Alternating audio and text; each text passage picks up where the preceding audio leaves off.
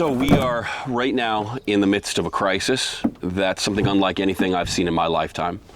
This thing called the coronavirus has basically brought the whole world to a standstill as of right now.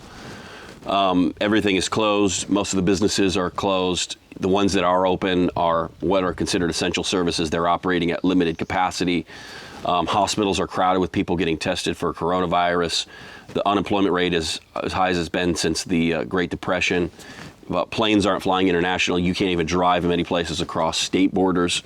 It's really just got the whole world crippled in fear and uncertainty. Nobody knows what's coming next, and it's probably the closest thing to a world war or a serious epidemic that has ever happened in my lifetime. The Apostle John said 2,000 years ago, "Little children, this is the last hour." And as Reinhard Bonnke said, if that was the last hour 2,000 years ago, then we are today living in the last second of the last minute of the last hour. And so if it was always important to preach the gospel, how much more at this time in history? And what's interesting is that as we come close to the end of the age, which is really what I believe is happening now, God has provided us with all kinds of incredible opportunities and tools that we can use to preach the gospel, technology that enables us to have a video that goes up and 1 million people see it within a few hours. Something like that has never been here before. There are now airplanes where we can get in and fly to other continents in a few hours. We can speak to more people, as I've done many times in Africa, speak to more people in one setting than the Apostle Paul ever saw alive on the earth during his lifetime. These are really, really incredible days. They are also the last days. And I believe that from the beginning of time, God knew the generation that would be alive in this hour. And God could have allowed any generation to live at this time. It could have been Wesley's generation. It could have been Finney's generation. It could have been Martin Luther's generation. It could have been the disciples' generation, but it's ours. And that's not a mistake. We are here for a reason. We have an assignment that is divine. It is historic. And we must work while it is day. That's what Jesus said. The night is coming when no man can work, and we must work while it is day. And I feel like even with this crisis, with the coronavirus, we've had the opportunity to experience just a little taste of what it's like when the night comes. I mean, think of it right now. Everything's closed. I can't get on a plane and go to Africa and preach right now, even if I wanted to. A few weeks ago, I was complaining about how much I had been on the road and how difficult it was and how tired I was. And today, I couldn't go do those things if I wanted to. This is what Jesus was saying was, while you have the opportunity, while the door is open, while the day is still upon us, work, because night is coming. People often ask me, why are you guys pushing so hard? We go to Africa relentlessly. We have offices in 12 nations and 6 continents, and we're always pushing, always working, always spending, always going. And this is the reason. Reinhard would always say to us, this window that's open for us in Africa, it is not forever. It has not always been open, and it won't always be open. While it's open, we have to go. We have to preach. We have to press in. And I see, even in this moment, I see the wisdom of that, and I think it applies to all of us, that in these times, the night is coming, we need to work while it's day.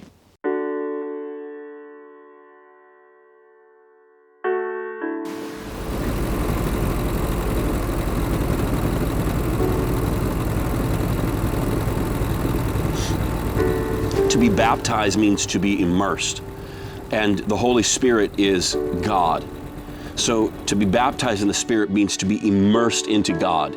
I don't see how that kind of an experience can be relegated to one category of the Christian life. It is either all or it is nonsense. And I believe that from beginning to end, the Christian life is a life that is supposed to be immersed in God, baptized in the Spirit.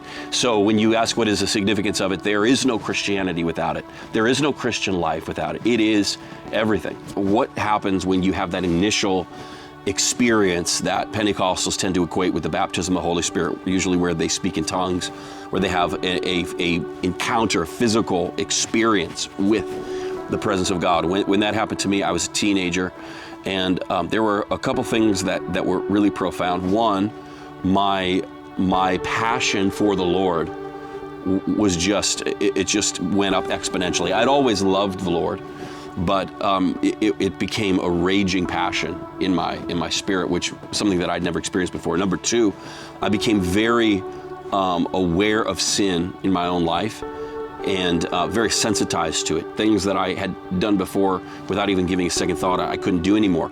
You know, before I used to enjoy secular music. Now, it's not only that I couldn't listen to secular music, I couldn't listen to most Christian music.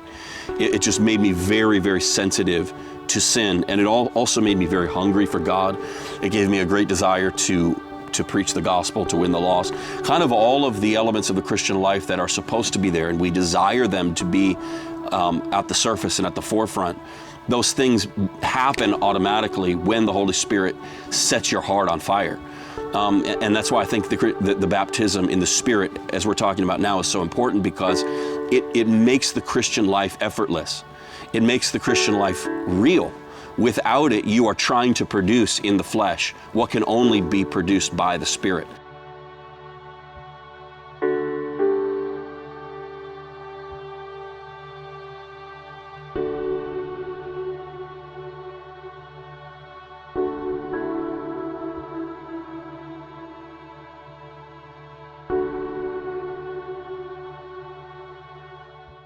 It's beautiful, huh?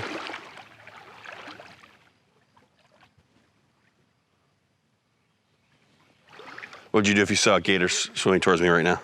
I was like, Dan, get out of the way. You wouldn't jump in and rescue me? Well, how can I rescue you? You can distract it.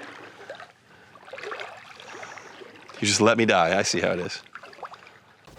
I think there are a lot of characteristics that set Reinhard Bonnke apart from just about anybody else that I knew.